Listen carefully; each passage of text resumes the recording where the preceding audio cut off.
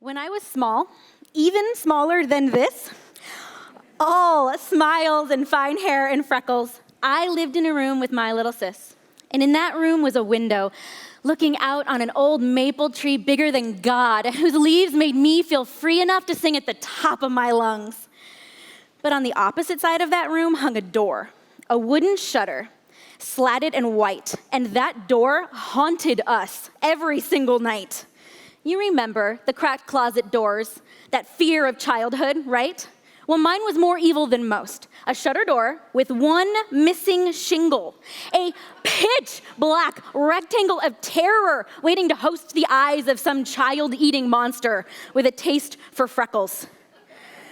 And with these thoughts came fear.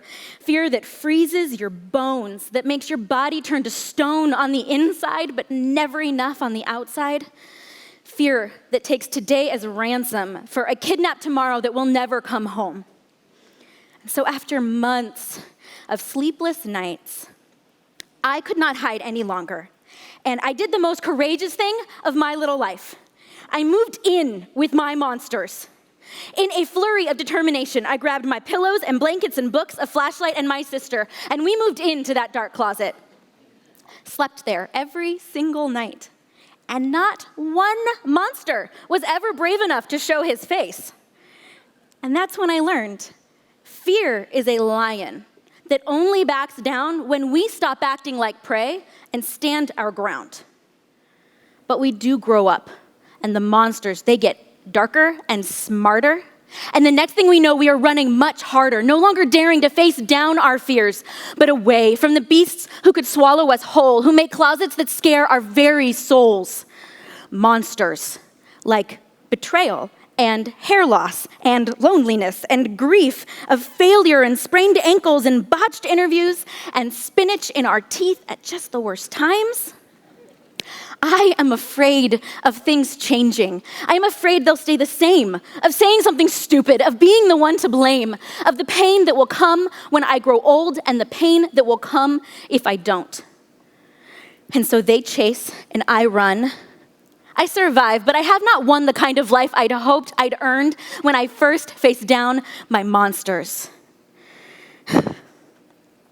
And then I hear it, the sound of safety in my ears.